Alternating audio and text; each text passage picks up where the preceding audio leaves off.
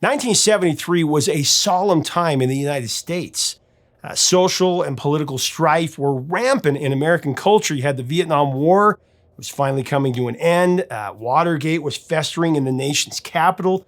And tribes fought for their rights as indigenous Americans.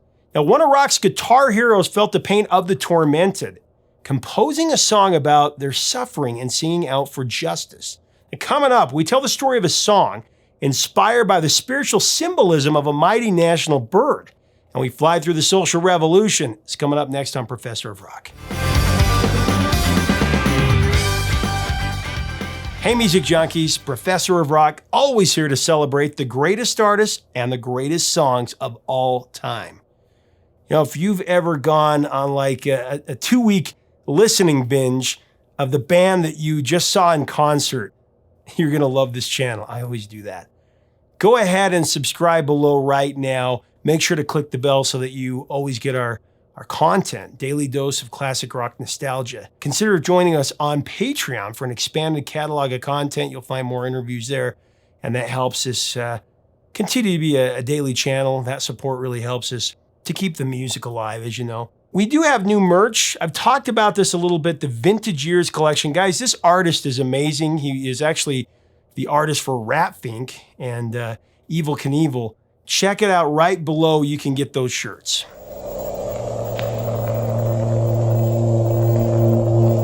Imagine, if you will, an eagle on a solo flight, soaring high in the sky, gliding majestically, floating in the air, surveying the earth below. Historically, many indigenous Americans have great reverence for the mighty eagle. Although the symbol of the eagle varies from tribe to tribe, eagles have mostly been bestowed as a symbol of courage, strength, and wisdom. As the highest flying bird, indigenous Americans believe eagles are near to God above. Their purpose is to be the messenger to the Creator. In the glorious year of 1973, during grueling months of touring to support the album The Joker, I'm a joker, I'm a smoker, I'm a midnight toker. Steve Miller began writing a song that he titled Fly Like an Eagle. I want to fly like an eagle to the sea. The track was written during countless stays at Holiday Inns over the long tour. Sitting on the bed in his hotel room, Steve Miller penned Fly Like an Eagle in reaction to what he saw on the road. The U.S. had myriad issues in 73. I mean, American troops were coming home from the nightmare of Vietnam, to heavy recession, poverty, and people living in the streets. What about the people living in the street? The lyrics to Fly Like an Eagle evolved over several years, and it began as a political statement framed from the despair of Native Americans, exacerbated by the Wounded Knee standoff in South Dakota in February of 73. The original words that Miller wrote for Fly Like an Eagle carried the lyric, "Time keeps on slipping, slipping away. Time keeps on leaving me on this reservation." Time keeps on leaving me on this reservation. In the song's chorus, Steve Miller articulated his support of those who criticized the government's failure to fulfill treaties with Native Americans and the protests at Wounded Knee demanding the reopening of negotiations for fair and equitable treatment. I wanna fly like an eagle from this reservation. Miller didn't have a specific song about social injustice in mind when he wrote Fly Like an Eagle, but he felt the groove of the first version was likely inspired by the music of the band War. Since he had played some shows with War with Eric Burdon, that's when he was working with the band. And you can hear the inspiration of War on Steve Miller's maturing track, particularly their 1971 hit Slipping Into Darkness, if you really listen. I was slipping into darkness. Actually, Steve Miller was always a socially conscious artist.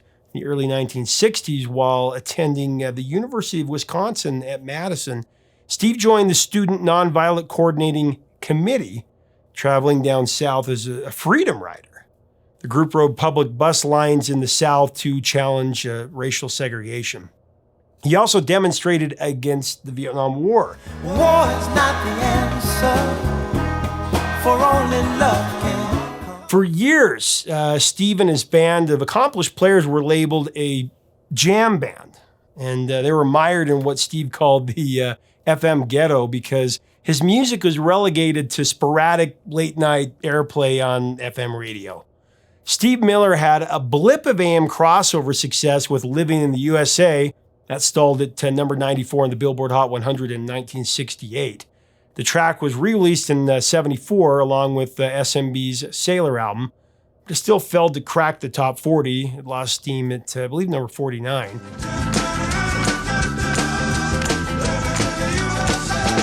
And Going to the Country slowly crawled to number 69, and that was in 1970. Hey, ho, one thing you know, everybody's down when you let yourself down. The Steve Miller Band was a different outfit in the 60s and early 70s. They were booked into theaters and ballrooms that Steve and his mates called psychedelic dungeons. The audiences that attended SMB concerts loved their long-form brand of rock, so instead of doing short sets, they would actually perform for up to 3 hours. This created the necessity of generating tracks where the band could just, spread out and jam. Fly Like an Eagle, it was one of those jams. As we break down the rest of the song, I do want to thank our sponsor, Zenni Eyewear. One of the best features I've found with wearing Zenni's for over a year now, almost a year and a half.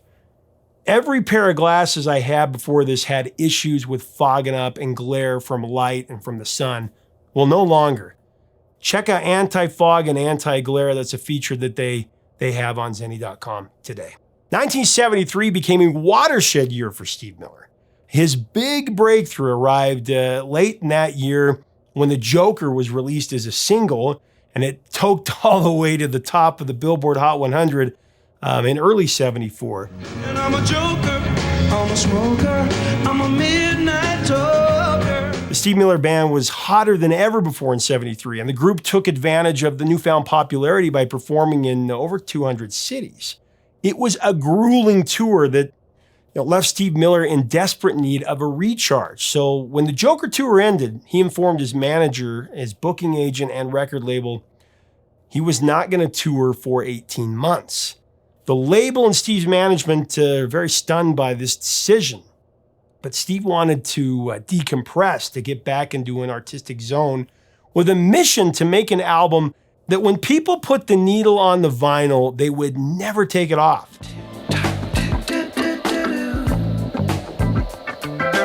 Steve put the band on hiatus and hunkered down in his home studio in Novato, California, to woodshed on ideas for new material. Meanwhile, Fly Like an Eagle went into a metamorphosis. Now, at some point, Steve broadened the focus of the lyrics for Fly Like an Eagle to give the song more of a universal spiritual message without coming off as, bossy or preachy. He replaced reservation with revolution to acknowledge everyone who was suffering and pleading for social change at that moment.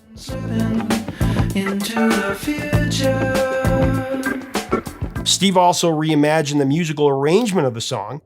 Fly Like an Eagle had been a great live jam, but it wasn't cohesive or interesting enough as a studio track. It needed more dimension, more texture. So Steve had a visual image of a mirror ball with light bouncing off of it. The song needed sparkle. So Steve went down to a local music store, I believe it was in San Rafael, and asked for the cheapest, simplest synthesizer that they had in stock. Back in the mid-70s, musicians tweaked keyboards to get, sophisticated horns and string sounds. Steve wanted a synthesizer with unhip presets, like the sound of the wind, an oboe, and muted trumpet. He ended up buying a Roland SH-2000, and when Steve returned to his home studio, he hooked up the synthesizer to his Echoplex. Now, the more he experimented with the Roland for Fly Like an Eagle, the more that he just became excited about it. He created some really cool effects on the keyboard that, to his ears, evoked an image of an eagle taking flight. He then found a setting on the keyboard that produced a spacey vibe, and he decided to use the setting on all of the songs for the Fly Like an Eagle album.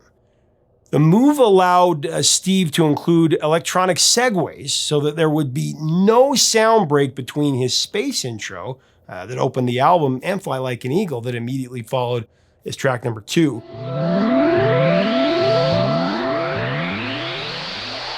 Steve wrote 2 choruses for Fly Like an Eagle, and he arranged them to be presented back to back.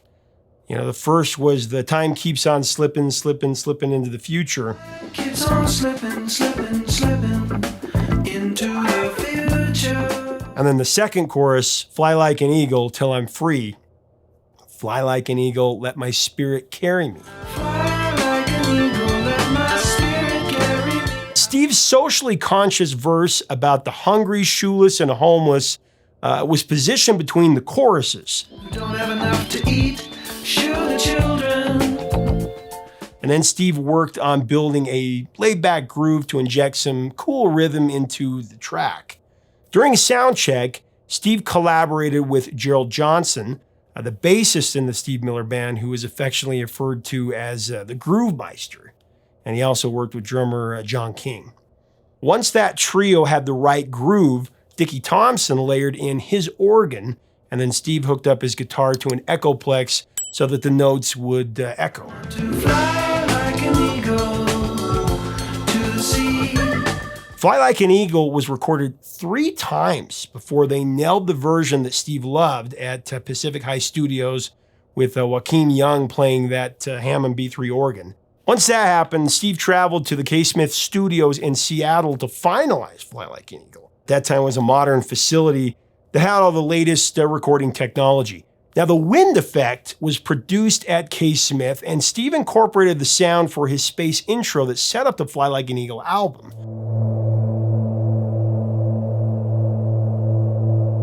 The guitar riff that Steve used for the intro of Fly Like an Eagle, that was derived from his riff on the 1969 SMB track, My Dark Hour.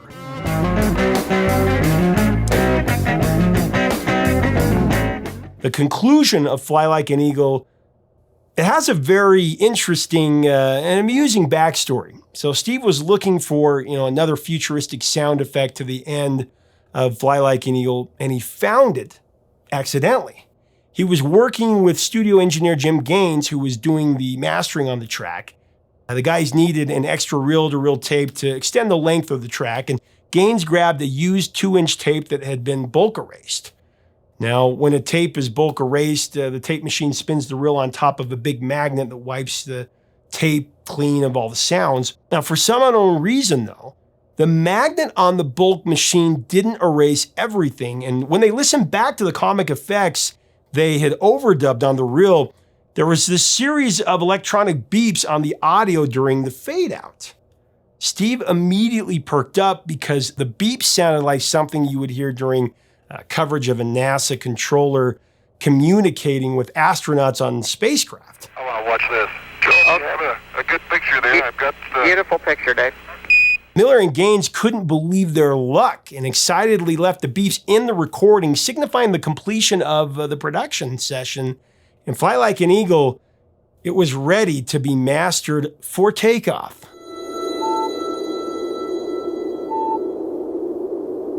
Steve Miller's ambition to make a seminal album, that the public could not get enough of, it really paid off. The Fly Like an Eagle LP was a huge achievement, moving over 4 million units and yielding 3 smash singles. There's Take the Money and Run. Oh, take the money and run. That climbed to number 11. Rockin' Me, which became Steve Miller's second number 1 and the title track. So keep on rocking me, baby. Keep on. It was actually the biggest selling album of Steve Miller's career and his 9th studio release.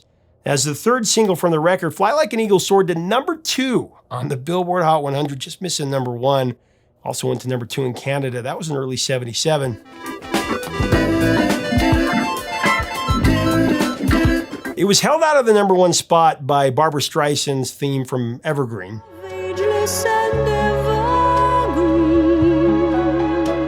That was a monumental week on the Billboard Hot 100.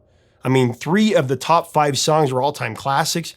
You got Fly Like an Eagle, Blinded by the Light,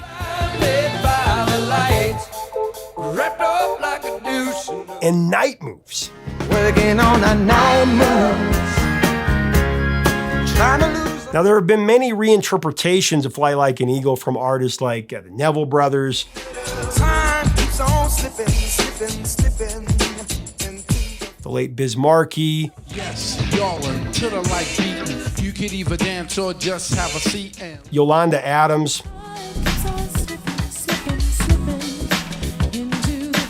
and the hip-hop duo EPMD.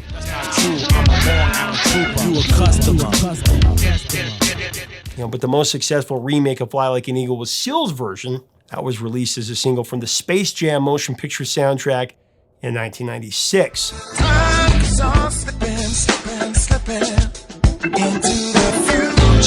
Seal's rendition had worldwide acclaim. It rose to number 13 in the UK, and it equaled the peak position of the original Steve Miller Band release in Canada at number 2. Seal also broke the top 10 in the Billboard Hot 100, also the adult contemporary charts. Steve Miller approved of Seal's version, and he thanked him, opining it was the best cover of the song that he had ever heard. Actually, parts of Miller's original Space intro were sampled in the chorus section of Seal's revival.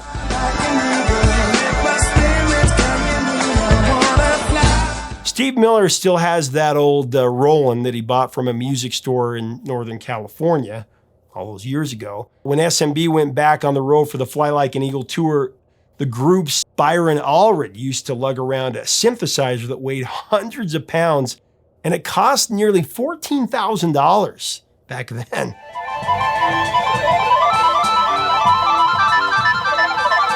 During all the travel, Allred's heavy synth would slip out of tune, especially after playing outdoor gigs. But conversely, Steve's trusty old Roland, much lighter and much cheaper with an original purchase price of $190, it never lost that dreamy, futuristic sound. Recently, Steve wondered if the Roland would sound the same. He switched on the power, he hooked it up to an old Echoplex, just as he did back in the 70s. And like magic, the Roland unit hit all the tones exactly as Steve had originally programmed it for Fly Like an Eagle.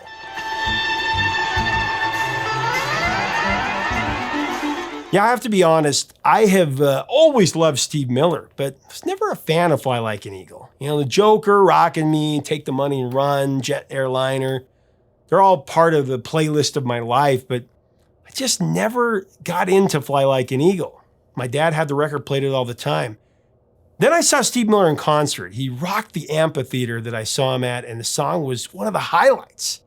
I don't know what it was. It was a psychedelic experience that just surrounded me, and I was completely enthralled by this song. I mean, Miller was on fire, and I heard the song in just a completely new way. That night, I put on my headphones, and I really listened while reading about how he'd put this song together.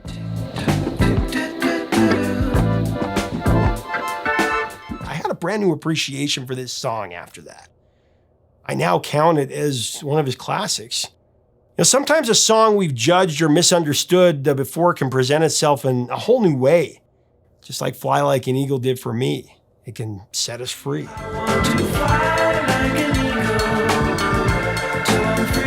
Has that ever happened to you? You gotta let me know below. What are your memories or experiences with Fly Like an Eagle? I love it when that happens. That's the magic of music. Tell us about Steve Miller below, what your thoughts are. If you like our content, make sure to subscribe below and click the bell so you never miss out on our videos. Get yourself a vintage years collection. It says Professor Rock at the bottom of it. Great artist, Thomas Estrada. Check out our Patreon. Both of these things help us to keep the music alive. That's why we do what we do. We appreciate that. Now, until next time, remember, the records and the truth, my friends.